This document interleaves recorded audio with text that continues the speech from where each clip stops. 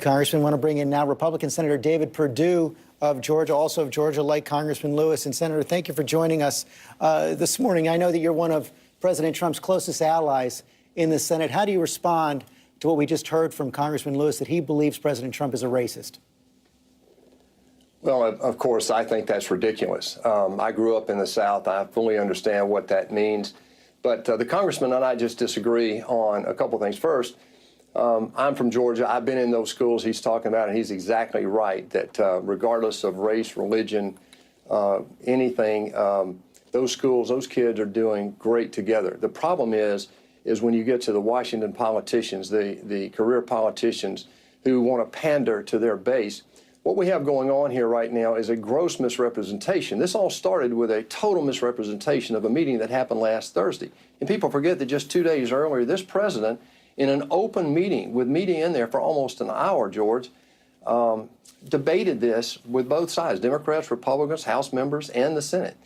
And what we forget is that 72% of Americans want us to solve this problem. We want to solve the DACA problem. We want to have border security with a wall. We want to end chain migration and end this archaic diversity lottery. That's the scope that we all agreed to on Tuesday. Then on Thursday, we had a meeting, and coming out of that meeting, we had a gross misrepresentation of what happened in that meeting. But it's not the first time we've had a gross misrepresentation by that individual. Let's get into George. that. No, let me finish, George. Well, I want to know what the gross misrepresentation was. The gross misrepresentation was that language was used in there that was not used, and also that the tone of that meeting was not contributory and not constructive. In 2013, Senator Durbin also made the same accusation against a Republican leader in a meeting with President Obama and said that it was he chewed out the president. It was so disrespectful to President Obama, we couldn't even have the meeting. That's what he said in 2013. Later that day, the president's own press secretary came out and said, and I quote, "It did not happen." This is about a gross misrepresentation. It's not the first time. These people have been trying for 35 years to solve this immigration problem without success for one reason, and that is I don't believe they're serious about trying to solve that right now. You just said that what Senator Durbin said, the words the president used were not used. You said that did not happen. But it's not just Senator Durbin who said that. I mean, Senator Lindsey Graham has put out a statement saying that he countered the president's words in the moment, and he told his Republican colleague from South Carolina, to Tim Scott, that the reports of that meeting were basically accurate. Those comments had been confirmed by multiple sources. But you're saying it didn't happen? Multiple sources. There were 6 of us in the room. I haven't heard any of those 6 sources other than Senator Durbin talk about what was said. Look, well, this Senator was a private Graham told Senator Scott that the reports were basically accurate. Well, you don't have to deal with him. It basically is an operative word.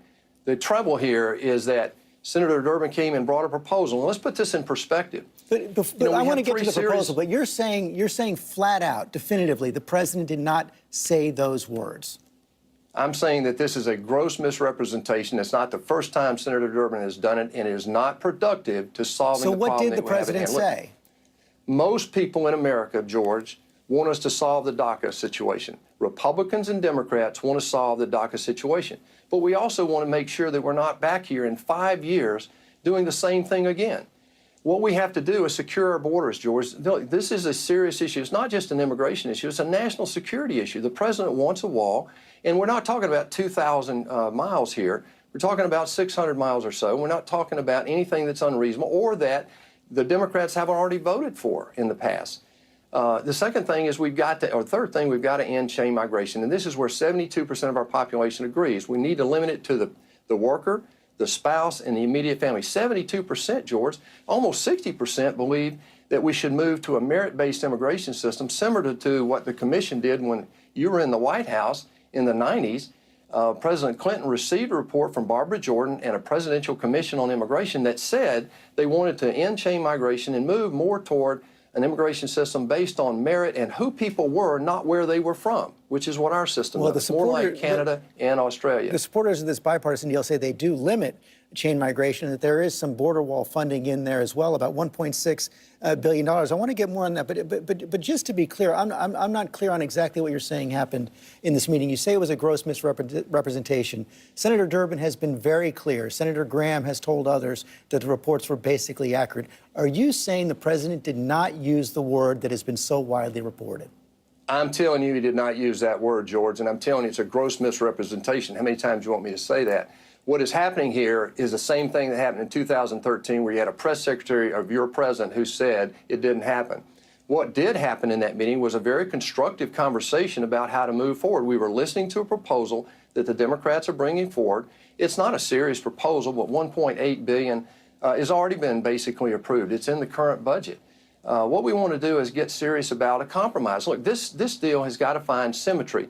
And so far, the potential is there. We can solve the DACA. We may even be able to solve some of the dreamer numbers that Senator Durbin wants to talk about. But we have to talk about ending chain migration and securing our borders, George. It's no more complicated than that. You're sounding more optimistic than the president this morning. He just put out that tweet saying DACA is probably dead.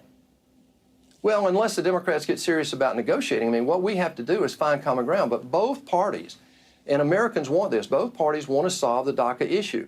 And again, I keep coming back to these statistics.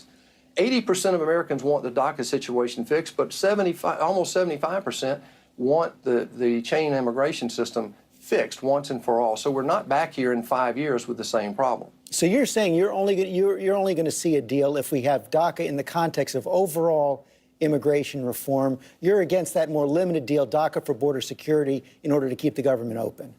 It's not a symmetric deal. I've done big deals before, George, and big deals like this have to be symmetric. What we've done, though, and this is serious, we have limited the debate from the comprehensive debate that's failed 3 times in the past 11 years, George, to now we're dealing just with the legal immigration system.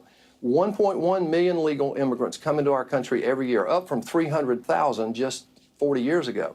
And what we're doing is focusing on 4 things. The president has been consistent all along. I've been consistent. Senator Cotton has been consistent.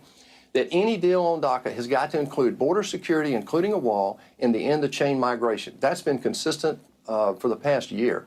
Senator Perdue, thanks for your time this morning. Thanks, George.